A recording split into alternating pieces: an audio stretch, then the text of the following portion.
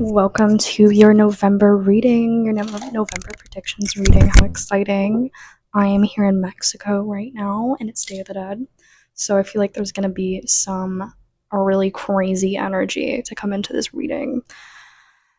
But yeah, we're just going to be doing like a general theme for this month, and then we're going to move on to more specifics to do with love life and relationships. With anyone in your life. And then also we're going to have a career and studies section, and we're just going to keep it at that. And if there's any other messages that come through, then I will do my best to decode them for y'all. So starting off with the general theme of November, we have number 10, which is mugwort with psychic healing. And then on the back of the deck, we have horsetail with a number 15 and patience. So I think definitely this month you are going through it's going to be a pretty spiritual month, which makes sense because we are in Scorpio. It's all to do with the occult. But you could be working on trying different healing methods for your body. You could be taking advantage of certain supplies that you have that may differ than what you usually have in order to experiment what works for your body and what doesn't. You could be trying to heal a specific thing that's going on in your body, or you're trying to figure that out. So you could be looking for doctors and stuff like that. So health is a major theme this month, both physical and mental health, but with a emphasis on physical healing. And it's really going to be testing your patience, which perhaps before you've kind of given up on trying to find a way to heal certain things within your body or within your mind, and you just kind of give up. I think this time round you're going to be a lot more patient with it and a lot more aware that it's a baby step-by-step process rather than it being a big kind of awakening of oh, this is what's wrong with me, or this is how I can fix this. It's really about trial and error. And we also have the lizard card here, as well as the hawk card on the back of the deck. Oh, there's also the cheetah. The cheetah keeps showing up a lot for me recently, at least. Yeah, you could be really slowing down this month, but you're still very much you're still active, but you're being maybe more gentle on your body. And with it coming into the winter season, at least on one hemisphere, that makes a lot of sense that your body would naturally gravitate towards having a slower form of activity.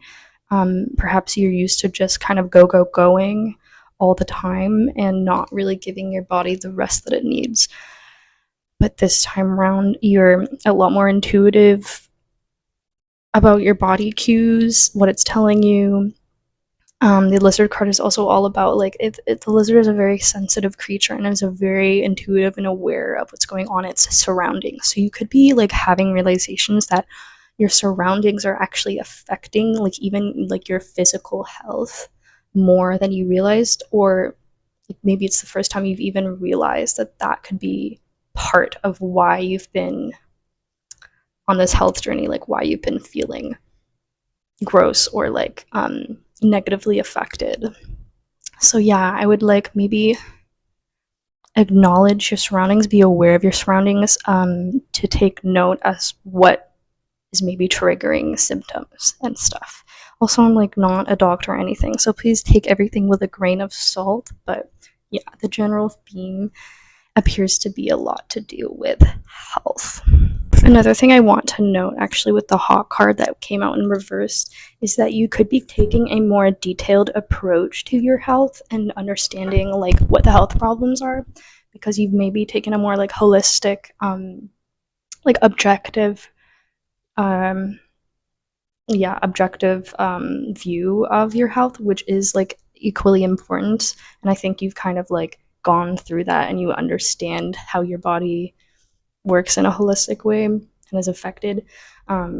but with the Hawk in reverse, you could be getting a lot more detail oriented and being and like trying to pinpoint things, like exactly when I eat this thing, I feel like this after, like you're starting to figure things out, or you're like being a little bit more like scientific theory with things where you're testing out specific things. So for instance, like, oh, like maybe you're starting to journal how you're feeling at different points of the day, at different points in the week and stuff, trying to maybe follow like your hormone cycle or something like that. Where you're really just trying to get down to the nitty gritty of like what you can focus, like hyper focus on in order to, play with that and try fixing that and trying to see what the effects would be if you were to like make slight adjustments, stuff like that. Okay, so getting into your love life and relationships, I wish I had filmed myself shuffling because it was kind of whack. I barely even shuffled and the 9 of Wands came out. So you are severely anxious about something. It's very much on the mind. And then it took a while for the rest of the cards to come out. But when the cards wanted to come out, it was like 3 cards at once. We had like the 5 of Wands, very lack mentality card, the 3 of Swords, like there's been heartbreak. We also have the Lovers in reversed, and then a nice one to finish off, the 9 of Coins reversed. And I also have the Panther card here. I don't know if you saw any of those, but so yeah, you could have been in a form of conflict with a loved one. I don't know if it was necessarily partner, but it's kind of giving the vibe that that's bigger theme of the month is to do with a partner rather than a friendship or like a lighthearted thing. But you're like losing sleep over this, whatever this confrontation or conflict was. And there could have been like yelling and those kinds of aggressions involved. But I think there's also like a lot of miscommunication where you're both just kind of assuming the worst within this connection. With the 5 of Coins here, it feels like you're very much alone in this situation, and you feel with the 3 of Swords very backstabbed by this and like information of this argument, and very, this is just not what you needed or wanted to experience right now. So it's hurting extra because maybe you have a bunch of other stuff, I don't know, like school and stuff going on. We'll get into that section later. That it's affecting you in a much larger way than it would usually, There seems to still be like an attachment to this connection with the Lovers reversed. I think both of you are still somewhat attached to each other, but you're maybe starting to realize that your values and main core beliefs and stuff didn't actually align. And I think you're both kind of realizing that, which is becoming more healing to you and is allowing you to realize that you have the ability to come into the 9 of Coins or Pentacles energy, which is a very abundant energy and a very self-sufficient energy. And you could have been holding each other back from that, and that, I feel like maybe that could have even been part of the argument or the confrontation or just kind of tension between each other, is because either one of you or both of you were holding each other back from material pursuits, from career, from doing passions, and from making money and stuff like that, because maybe you're spending so much time together, or because you had differing perspectives, or you're in very different like points of your life. There could be like an age gap or something like that. But yeah, I just think that both of you are overthinking this. Anytime I see this card, to me, it's just the anxiety card. This is making you very anxious.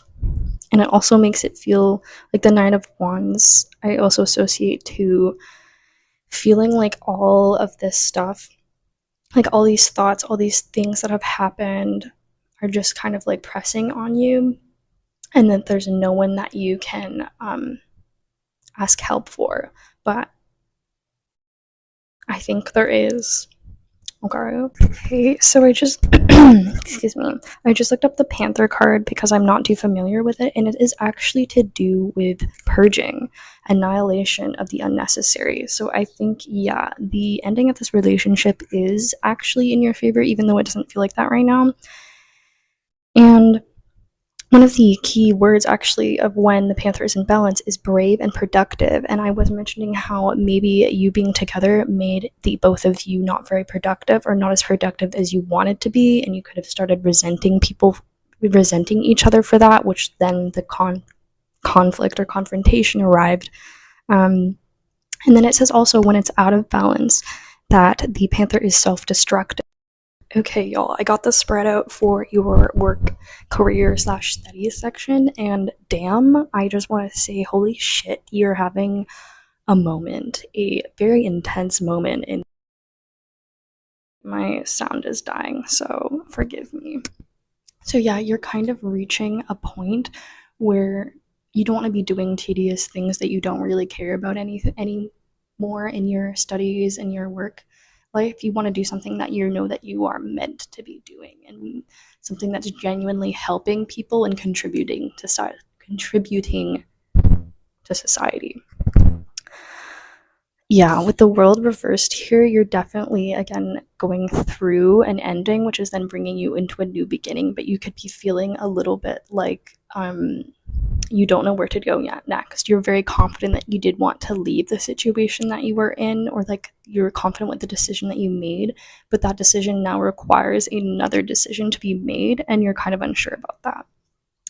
Now we have the Six of Cups reversed here. The next like career job thing that you want to study could be involved with something that you really liked doing as a kid, or something that you enjoy doing with like with kindred spirits, if you will, people that make you feel very joyful and childlike. You could also be wanting to do a career that involves like childcare, being around children. I think there's definitely some uncertainty about that, though, with it being reversed, and there could be some like triggers and wounds that you're kind of worried are going to come up if you're surrounding yourself around that kind of environment. With there is also really fragile souls, so there could be that concern. But you feel with the Knight of Wands pretty damn ready to get this ball rolling. And yeah, there's definitely like not a lack of confidence, it's just kind of a lack of direction of how you're going to kind of get to the next point in your careers or in your studying. You could be really hard studying right now, working really hard, making sure that you're passing with flying colors, or you could be working really hard with sending out like resumes, cover letters, and that kind of stuff, because I think you maybe don't have a secure job right now, and you're just trying to find one, or you just got one and you're kind of uncertain about it. We also have the Tower reverse card, a lot of reversed cards today. So yeah, I think maybe you could have been fired or let go of from your boss or from your work, which kind of forced you to rethink everything and like made you realize, oh, I'm not actually like that happy or that secure with this job anyways. There could have been like some resistance to that at first. I think you're kind of getting through that now, and you're kind of accepting the fact that this is no longer part of your life, even though you thought it was going to be part of it for a lot longer. So there's definitely like the universe came in and was like, I'm completely directing you in a different path, and I'm like not really giving you much warning about it, but that's happening now, and that could have been really scary. But I think you're really realizing, actually, yeah, I'm fucking ready to go in a completely different direction, because I was just like digging myself into a hole. That was your path. You want to be like going upwards into the sky and shit, but you were losing moments to kind of escape that. So this is actually a blessing in disguise in a way. We have the 10 of coins here, so it could feel like you're actually lacking a lot of abundance, or you could feel very insecure with your finances right now. I really hope I'm in frame. I think so. And you could be also just very overwhelmed with the amount of things that you need to be doing, whether that's like doing all your classes or trying to apply to a whole bunch of places. So there's new tasks that you have at your new job or whatever. And it could just be all very overwhelming. And this card I recently read up on, it's also to do with sacrifice in order to gain a whole bunch of abundance. So definitely there, with the tower, that makes a lot of sense.